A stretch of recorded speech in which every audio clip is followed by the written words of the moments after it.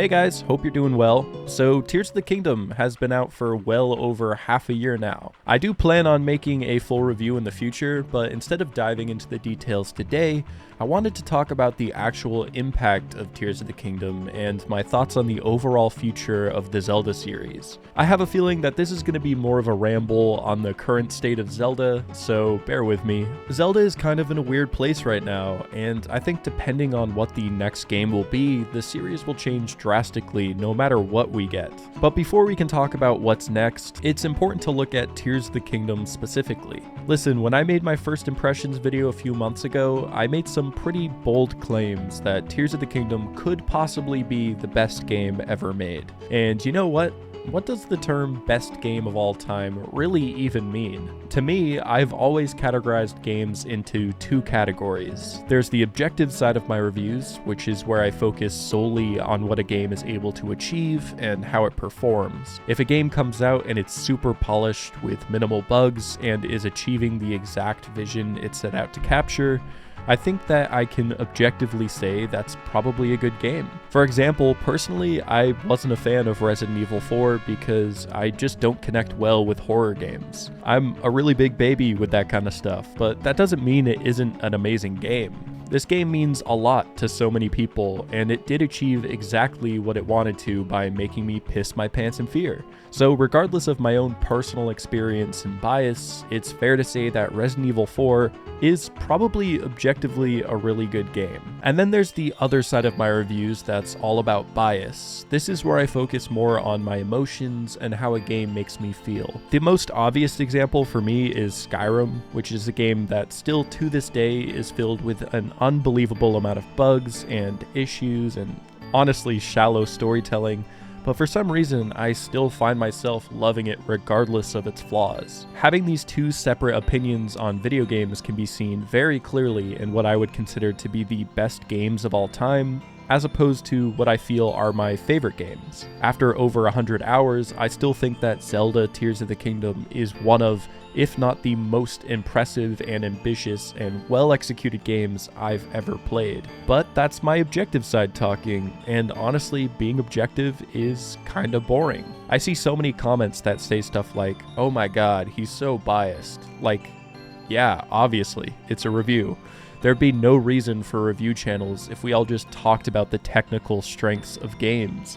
It's the bias and subjectiveness that makes these reviews actually mean something. I like to think of myself on YouTube as less of a video game critic and more of an older brother who just wants to show you his favorite games. If you like the same games I do, you'll probably look at my reviews as less of an objective perspective and more of a list of recommendations, which I think is probably a good thing. So all that being said, in my opinion, Tears of the Kingdom is what I would consider to be one of the best games of all time. For one, it was extremely polished on release, which is unfortunately a rarity in AAA games these days. Pair that with the sheer amount of content in the game, the fact that it's basically triple the size of Breath of the Wild, and somehow feels more well-rounded in its mechanics and gameplay loop. Tears of the Kingdom is truly an impressive and ambitious work of art, worthy of the title best game ever made. But there's an unfortunate caveat to Tears of the Kingdom, one that's so uncommon that I feel it's almost unfair to even compare it.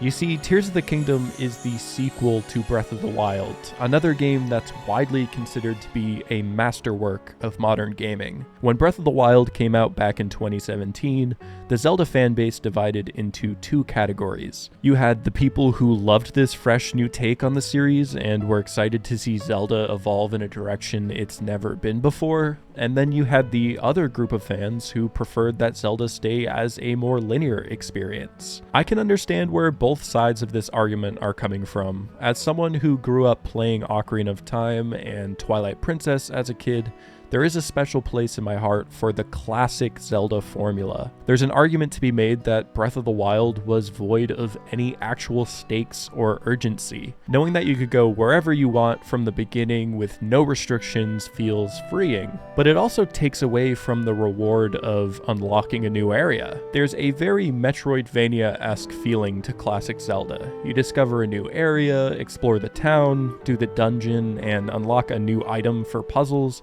then use that item to unlock a new area, and so on. Having the entire map open to you from the start is great, and it's the first truly open world experience I've seen in a game. But when there's no restrictions right from the start, there's less of a reason to explore.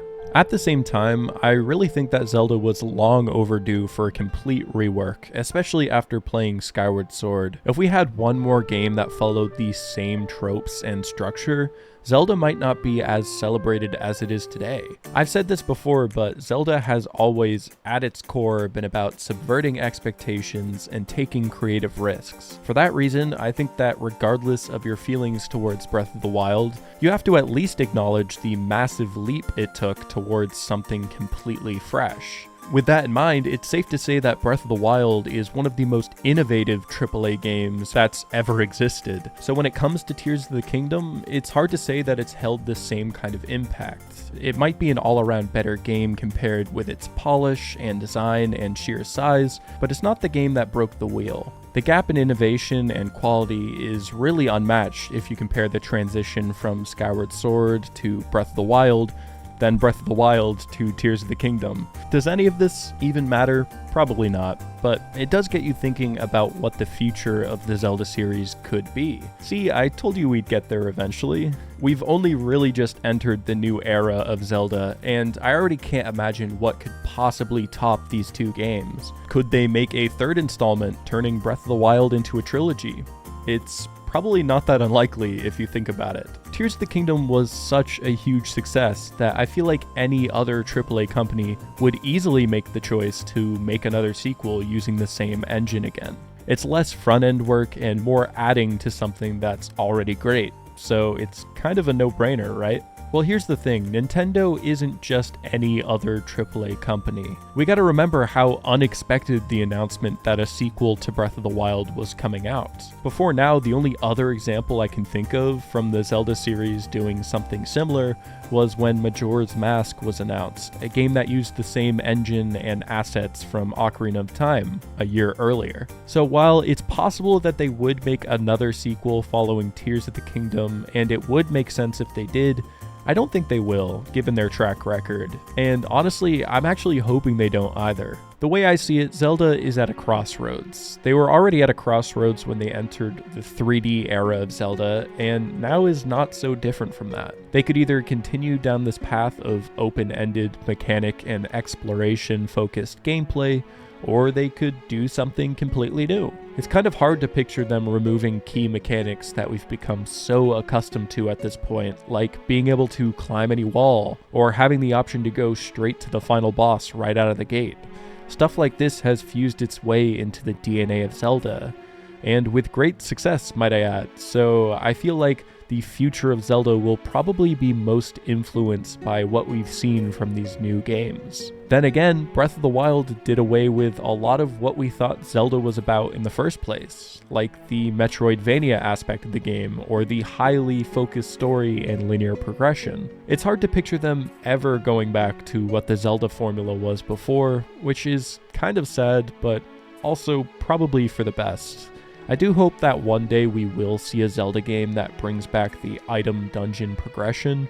So much of what I've always loved about Zelda is the feeling you get when you enter a new dungeon and try to piece together what kind of tool you'll find to help you solve the puzzles. Nothing will ever match my excitement when I figured out Link could ride a Beyblade in Twilight Princess, or when you face off against the giant bird in Wind Waker using your new hammer. While there is a part of me that hurts to admit it, I really don't think Zelda will ever return to what it once was. If anything wants to be long-lasting, it'll need to change. It's how things have always been. I think that hoping Zelda takes steps backwards will lead directly to its downfall. But I am curious what you guys think.